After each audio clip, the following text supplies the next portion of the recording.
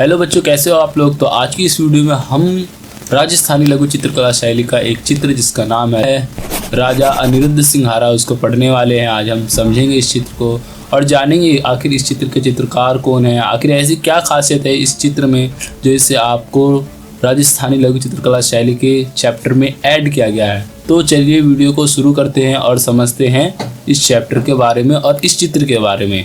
तो इस चित्र का जो नाम है वो है राजा अनिरुद्ध सिंहारा। यानी अगर आप इस चित्र को देखें तो इस चित्र का नाम क्या है, राजा अनिरुद्ध सिंहारा। इसे बनाया है उत्कल राम नाम के एक चित्रकार ने। इसे किसने बनाया है? उत्कल राम नाम के एक चित्रकार ने। उपशैली क्या है इसकी? बूंदी उपशैली है। अगर आपको नहीं पता कि ये बूंदी क्या है या फिर मेवाड़ क्या है, जयपुर क्या है, तो ये शैलियों के नाम है, राजस्थानी शैली के अंग है। ये सब ऐसे समझ सकते हो आप। इसके ऊपर मैंने पूरा एक डेडिकेटेड चैप्टर बनाया है, तो आप अगर चाहो तो जाके पूरी वीडियो देखो और समझो कि ये उपशैली क्या होती है और राजस्थान की कौन कौन सी उपशैली है, उनकी खासियत क्या है। इसके माध्यम आखिर किस चीज़ पे बनाई गई, तो ये कागज पर जल रंग द्वारा बनाए गए। इसकी तकनीक क्या है? टेम्परा विधि से ये बनाई गई है। टाइम पीरियड की अगर हम बात करें तो इसका टाइम पीरियड है 18वीं सदी के टाइम पे ये जो है चित्र बनाया गया था। संग्रह कहाँ पे आखिर सुरक्षित है? राष्ट्र संग्रहालय नई दिल्ली में ये चित्र सुरक्षित है। आप समझते हैं आखिर इस चित्र में ऐसी क्या खासियत है कि इसे आपके चैप्टर में ऐड किया गया है। तो चलिए इसके विवरण को जाने हम। बूंदी शैली के इस चित्र को 18वीं सदी के आरंभ में उत्कल राम ने बनाया था। यानी जब 18वीं सदी का आरंभ हुआ था उस टाइम पीरियड पे उत्कल राम नाम के एक चित्रकार ने इस चित्र को बनाया था। क्या नाम था चित्रकार का? उत्कल राम। इस चित्र में तेज गति से दौड़ते सफेद घोड़े पर सफेद अलंकृत वस्त्रों व विशिष्ट आभूषणों के साथ सिर पर बेहद अलंकृत मुगलिया पगड़ी धारण किए हुए एक युवा राजपूत राजा को दिखाया गया है। यानी अगर इस चित्र को आप देखें तो एक सफेद कलर का घोड़ा है और जो राजपूत युवा उसने सफेद कलर के वस्त्र धारण कर रखे हैं। उसकी जो आप पगड़ी देखें तो वो मुगलिया अंदाज में, यानी जैसे मुगलिया चित्रकला शैली में पगड़ियां बनाई जाती थी उस प्रकार की इसकी पगड़ी है। ठीक है। और उसने कई तरीके के आभूषण धारण कर रखे हैं। देख रहे हैं ना, ये गले में मालाएं हैं और ये सब आभूषण वगैरह है जो उसने धारण कर रखे हैं। आगे बढ़े हम तो उसकी आंखें अपेक्षाकृत बड़ी भावपूर्ण दिखाई गई है। यानी अगर आप इसकी आंखें देखें तो मैं जूम करके दिखाता हूँ। अगर आप इसकी आंखें देखें तो काफ़ी ये ज़्यादा बड़ी बनाई गई है।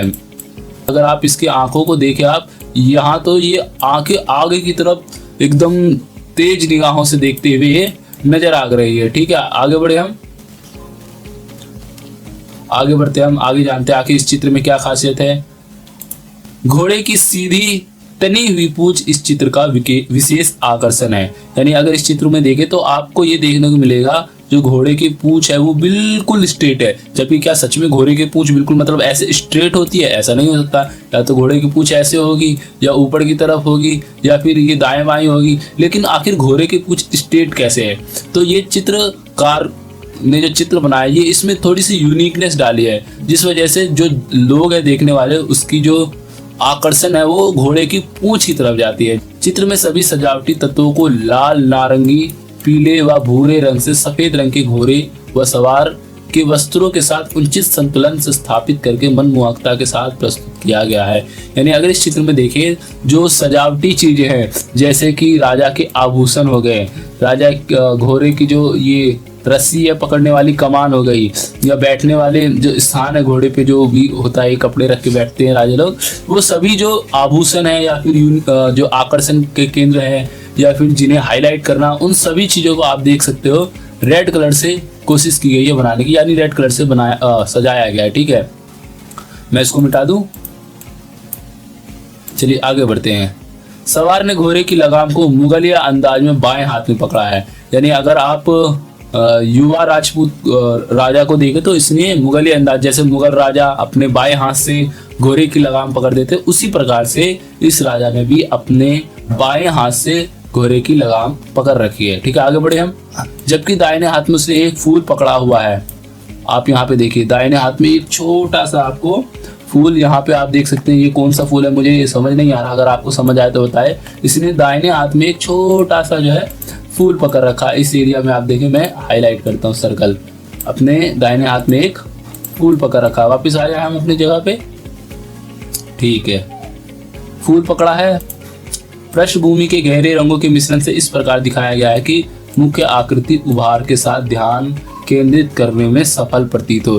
यानी अगर आप पृष्ठभूमि यानी बैकग्राउंड का कलर देखें तो ये ब्लैक कलर का है, जिस कारण से ये जो पूरी कंप्लीट चित्र है ये हाईलाइट होती है, उभर के नजर आती है। ठीक है, ये भी इस चित्र का एक सुंदर कलाकारी है। ठीक है, आप सभी ने इस चित्र के बारे में समझा आखिर क्या क्या है इम्पोर्टेंट इस चित्र में। कुछ वैसा कुछ आगे है नहीं इसमें, जो भी था मैंने आपको बता दिया।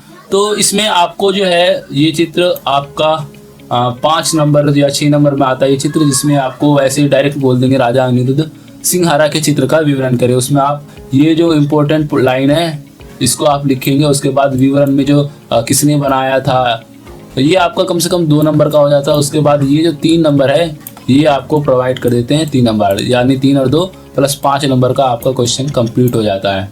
तो आप अगर जब भी बनाए तो ऐसे कंप्लीट मतलब ऐसे सेल्स में बनाए इसको। ठीक है, चित्र का नाम, चित्रकार, रूप, शैली, आप इसको ध्यान में रखें।